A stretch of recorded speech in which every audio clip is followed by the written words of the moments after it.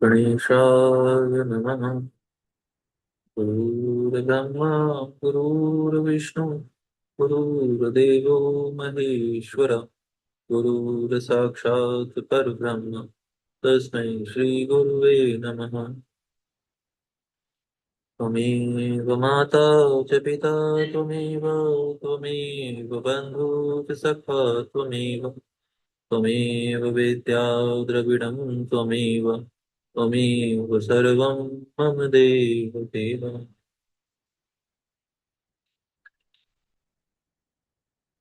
कल हमने पढ़ा था कि ऋषि अगस्त जी के द्वारा श्री रघुनाथ भगवान श्री राम को एक आभूषण दिया जा रहा था। श्री राम बोले, ब्राह्मण, यह रत्न तो बड़ा अद्भुत है, राजाओं के लिए भी यह अलभ्य ही है। आपको यह कहाँ से और कैसे मिल गया, तथा किसने इस आभूषण को बनाया है। ऋषि अगस्त जी ने कहा, रघुनंदन, पहले त्रेता युग में एक बहुत विशाल वन था। इसका व्यास 100 योजन का था, किंतु उसमें ना कोई पशु रहता था ना पक्षी। उस वन के मध्य भाग में 4 कोस लंबी एक झील थी, जो हंस और कारंडव आदि पक्षियों से संकुल थी। वहां मैंने एक बड़े आश्चर्य की बात देखी। सरोवर के पास ही एक बहुत बड़ा आश्रम था, जो बहुत पुराना होने पर भी अत्यंत पवित्र दिखाई देता था। किंतु उसमें कोई तपस्वी नहीं था और ना कोई और जीव भी थे। मैंने उस आश्रम में रहकर ग्रीष्म काल की एक रात्रि व्यतीत की। सवेरे उठकर जब तालाब की ओर चला, तो रास्ते में मुझे एक बहुत बड़ा मुर्दा दिखाई पड़ा, जिसका शरीर अत्यंत हष्ट पुष्ट था। मालूम होता था कि किसी तरुण पुरुष की लाश है।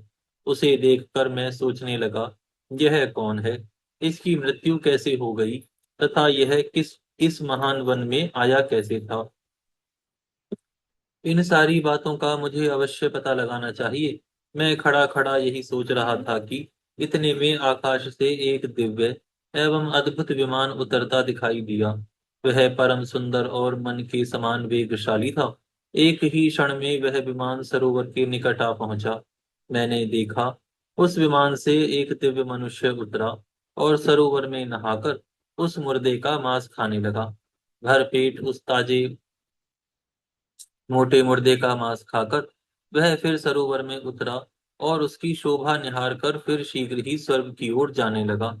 उस शोभा संपन्न देवोपम पुरुष को ऊपर जाते देख मैंने कहा, स्वर्ग लोक के निवासी महाभाग, तनिक ठहरो। मैं तुमसे एक बात पूछता हूँ, तुम्हारी यह कैसी अवस्था है? तुम कौन हो?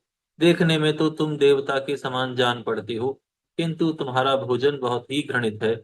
सौम्य, ऐसा भोजन क्यों करते हो और कहाँ रहते हो? श्री रघुनंदन, मेरी बात सुनकर उस स्वर्गवासी पुरुष ने हाथ जोड़कर कहा, विप्रवर, मेरा जैसा वृतांत है उसे आप सुनिए। पूर्व काल की बात है। विदर्भ देश में मेरे महायशस्वी पिता राज्य करते थे। वे वसुदेव के नाम से त्रिलोकी में विख्यात और परम धार्मिक थे। उनके 2 स्त्रियां थीं। उन दोनों से एक एक करके 2 पुत्र हुए। वे मैं उनका ज्येष्ठ पुत्र था। लोग मुझे श्वेत कहते थे। मेरे छोटे भाई का नाम सुरथ था।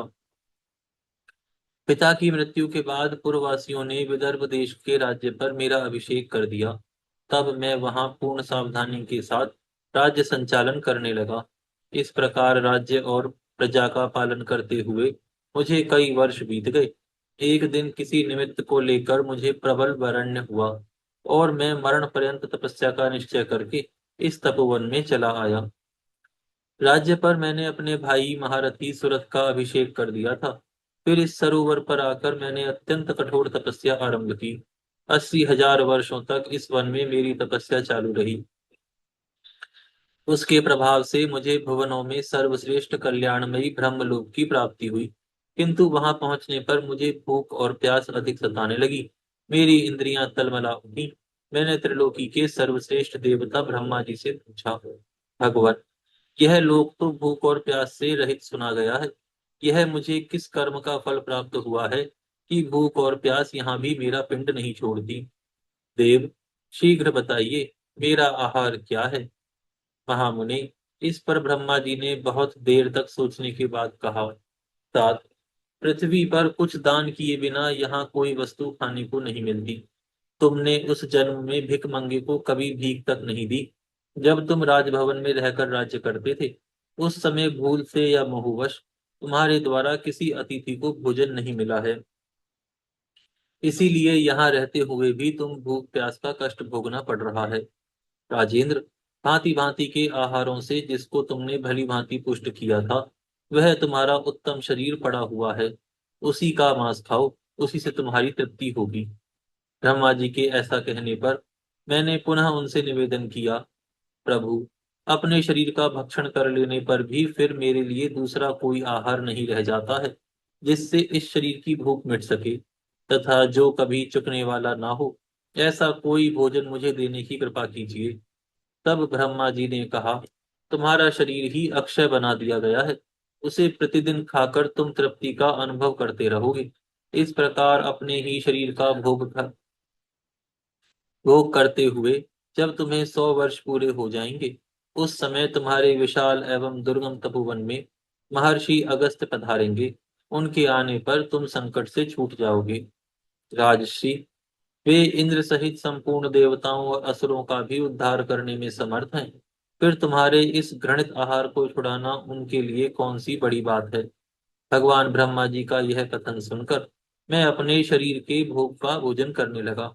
विप्रवर, यह कभी नष्ट नहीं होता, तथा इससे मेरी पूर्ण तृप्ति भी हो जाती है।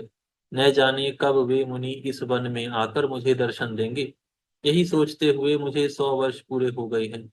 ब्राह्मण, अब अगस्त्य मुनि ही मेरे सहायक होंगे, यह बिल्कुल निश्चित बात है। राजा श्वेत का यह कथन सुनकर तथा उनके उस घृणित आहार पर दृष्टि डालकर मैंने कहा, अच्छा, तो तुम्हारे सौभाग्य से मैं आ गया। अब निसंदेह तुम्हारा उद्धार करूंगा। तब वे मुझे पहचान कर दंड की भांति मेरे सामने पृथ्वी पर पड़ गए। यह देख मैंने उन्हें उठा लिया और कहा, बताओ, मैं तुम्हारा कौन सा उपकार करूं।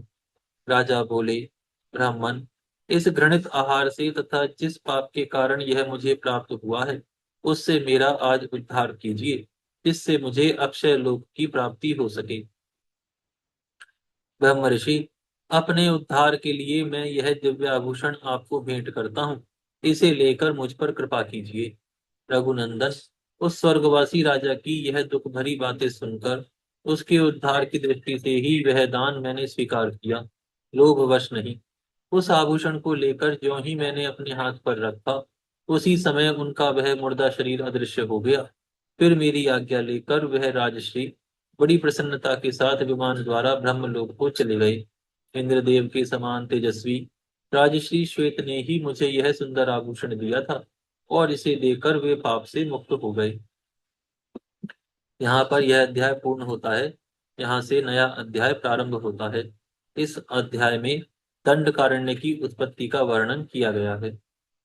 श्री पुलस्त जी कहते हैं, अगस्त जी के यह अद्भुत वचन सुनकर श्री रघुनाथ जी ने विस्मय के कारण पुनः प्रश्न किया, महामुनि, वह वन जिसका विस्तार 100 योजन का था, पशु पक्षियों से रहित, निर्जन, सूना और भयंकर कैसे हुआ।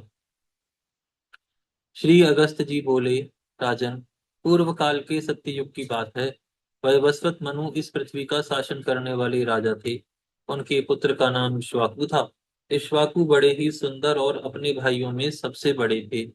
महाराज उनको बहुत मानते थे। उन्होंने इक्ष्वाकु को भूमंडल के राज्य पर अभिषिक्त करके कहा, तुम पृथ्वी के राजवंशों के अधिपति यानी सम्राट बनो। रघुनंदन, बहुत अच्छा कहकर इक्ष्वाकु ने पिता की आज्ञा स्वीकार की। तब वे अत्यंत संतुष्ट होकर बोले, बेटा, अब तुम दंड के द्वारा प्रजा की रक्षा करो, किंतु दंड का अकारण प्रयोग ना करना। मनुष्यों के द्वारा अपराधियों को जो दंड दिया जाता है, वह शास्त्रीय विधि के अनुसार उचित अवसर पर प्रयुक्त होने पर राजा को स्वर्ग में ले जाता है। इसलिए महाबाहो, तुम दंड के समुचित प्रयोग के लिए सदा सचेष्ट रहना। ऐसा करने पर संसार में तुम्हारे द्वारा अवश्य परम धर्म का पालन होगा। इस प्रकार एकाग्र चित्त से अपने पुत्र इक्ष्वाकु को बहुत से उपदेश दे महाराज मनु बड़ी प्रसन्नता के साथ ब्रह्मलोक को सुधार गए। तत्पश्चात राजा इक्ष्वाकु को यह चिंता हुई कि मैं कैसे पुत्र उत्पन्न करूं। इसके लिए उन्होंने नाना प्रकार के शास्त्रीय कर्म, यज्ञ यागादि किए और उनके द्वारा राजा को अनेक पुत्रों की प्राप्ति हुई। देव कुमार के समान तेजस्वी राजा इक्ष्वाकु ने पुत्रों को जन्म देकर पितरों को संतुष्ट किया। रघुनंदन, इक्ष्वाकु के पुत्रों में जो सबसे छोटा था वह गुणों में सबसे श्रेष्ठ था। वह शूर और विद्वान तो था ही, प्रजा का आदर करने के कारण सबके विशेष गौरव का पात्र हो गया था।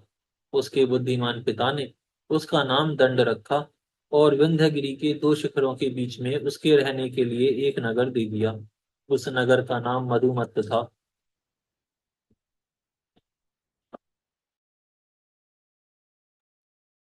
धर्मात्मा दंड ने बहुत वर्षों तक वहां का अकंटक राज्य किया। तदनंतर एक समय, जबकि चारों ओर चैत्र मास की मनोरम छटा छा रही थी, राजा दंड भार्गव मुनि के रमणीय आश्रम के पास गए। वहां जाकर उन्होंने देखा, भार्गव मुनि की परम सुंदरी कन्या, जिसके रूप की कहीं तुलना नहीं थी, वन में घूम रही थी। उसे देखकर राजा दंड के मन में पाप का उदय हुआ और वह काम बाण से पीड़ित हो कन्या के पास जाकर बोले, सुंदरी, तुम कहाँ से आई हो? शोभामयी, तुम किसकी कन्या हो? मैं काम से पीड़ित होकर तुमसे यह बातें पूछ रहा हूँ।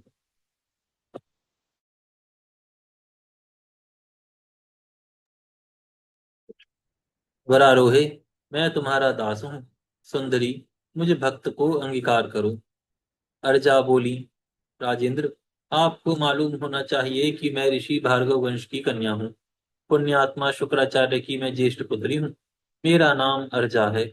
पिताजी इस आश्रम पर ही निवास करते हैं। महाराज, शुक्राचार्य मेरे पिता हैं और आप उनके शिष्य हैं। अतः धर्म के नाते मैं आपकी बहन हूँ। इसलिए आपको मुझसे ऐसी बात नहीं कहनी चाहिए। यदि दूसरे कोई दुष्ट पुरुष भी मुझ पर कुदृष्टि करें, तो आपको सदा उनके हाथ से मेरी रक्षा करनी चाहिए। मेरे पिता बड़े क्रोधी और भयंकर हैं। वे अपने शाप से आपको भस्म कर सकते हैं। अतः नरश्रेष्ठ, आप मेरे महातेजस्वी पिता के पास जाइए और धर्मानुकूल वर्ताव के द्वारा उनसे मेरे लिए याचना कीजिए। अन्यथा इसके विपरीत आचरण करने पर आप पर महान एवं घोर दुख आ पड़ेगा।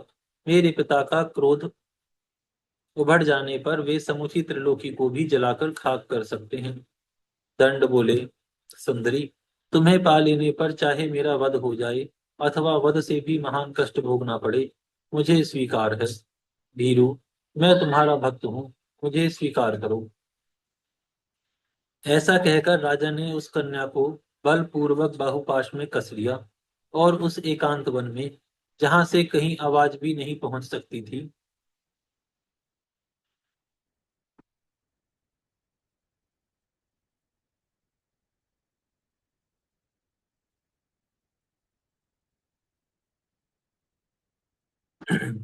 राजा ने बलपूर्वक अपराध किया और उसके बाद अपने नगर को चले गए। तथा भार्गव कन्या अर्जा दीन भाव से रोती हुई अत्यंत उद्विग्न हो आश्रम के समीप अपने देवतुल्य पिता के पास आई। उनके पिता अमित तेजस्वी देवर्षि शुक्राचार्य सरोवर पर स्नान करके करने गए थे। स्नान करके वे दो ही घड़ी में शिष्यों सहित आश्रम पर लौट आए।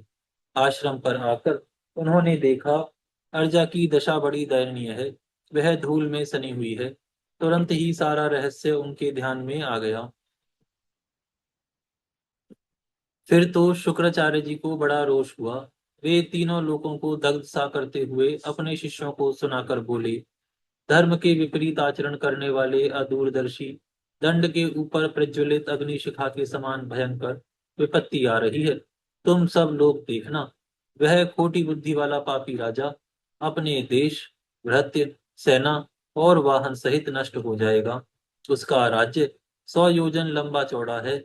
उस समूचे राज्य में इंद्रधूल की भी बड़ी भारी वर्षा करेंगे। उस राज्य में रहने वाले स्थावर जंगम जितने भी प्राणी हैं, उन सब का उस धूल की वर्षा से शीघ्र ही नाश हो जाएगा। जहां तक दंड का राज्य है, वहां तक के उपवनों और आश्रमों में अकस्मात 7 राज तक धूल की वर्षा होती रहेगी। अकस्मात 7 रात तक धूल की वर्षा होती रहेगी। क्रोध से संतप्त होने के कारण इस प्रकार शाप दे महर्षि शुक्र ने आश्रमवासी शिष्यों से कहा, तुम लोग यहाँ रहने वाले सब लोगों को इस राज्य की सीमा से बाहर ले जाओ।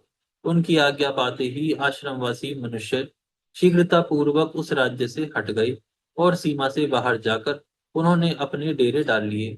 तदनंतर शुक्राचार्य जी अर्चा से बोले, ओ नीच बुद्धि वाली कन्या, तू अपने चित्त को एकाग्र करके सदा इस आश्रम पर ही निवास कर। यह 4 कोस के विस्तार का सुंदर शोभा संपन्न सरोवर है। अर्जे, तू रजोगुण से रहित सात्विक जीवन व्यतीत करती हुई 100 वर्षों तक यहीं रहे। महर्षि का यह आदेश सुन अर्जा ने तथास्तु कहकर उनकी आज्ञा स्वीकार की। उस समय वह बहुत ही दुखी हो रही थी। शुक्राचार्य जी ने कन्या से उपर्युक्त बात कहकर वहां से दूसरे आश्रम आश्रम के लिए प्रस्थान किया। ब्रह्मवादी महर्षि के कथनानुसार विंध्यगिरि के शिखरों पर फैला हुआ राजा दंड का समूचा राज्य 1 सप्ताह के भीतर ही जलकर खाक हो गया। तब से वह विशाल वन दंडकारण्य कहलाता है। रघुनंदन, आपने जो मुझसे पूछा था वह सारा प्रसंग मैंने कह सुनाया। अब संध्योपासन का समय बीता जा रहा है। ये महर्षि गण सब और जल से भरे घड़े लेकर अर्घ्य दें, भगवान सूर्य की पूजा कर रहे हैं। आप भी चलकर संध्या वंदन करें। ऋषि की आज्ञा मानकर श्री रघुनाथ जी संध्योपासन करने के लिए उस पवित्र सरोवर के तट पर गए। तदनंतर आचमन एवं संध्या करके श्री रघुनाथ जी महात्मा कुंभज के आश्रम में गए। वहां उन्होंने बड़े आदर के साथ अधिक गुणकारी फल फूल फल मूल तथा रसीले साग भोजन के लिए अर्पण किए। नर श्रेष्ठ श्री राम जी ने बड़ी प्रसन्नता के साथ उस अमृत के समान मधुर भोजन का भोग लगाया और पूर्ण तृप्त होकर रात्रि में वहीं शयन किया। सवेरे उठकर उन्होंने अपना नित्य कर्म किया और वहां से विदा होने के लिए महर्षि के पास गए। वहां जाकर उन्होंने मुनि को प्रणाम किया और कहा, ब्राह्मण, अब मैं आपसे विदा होना चाहता हूँ। आप आज्ञा देने की कृपा करें।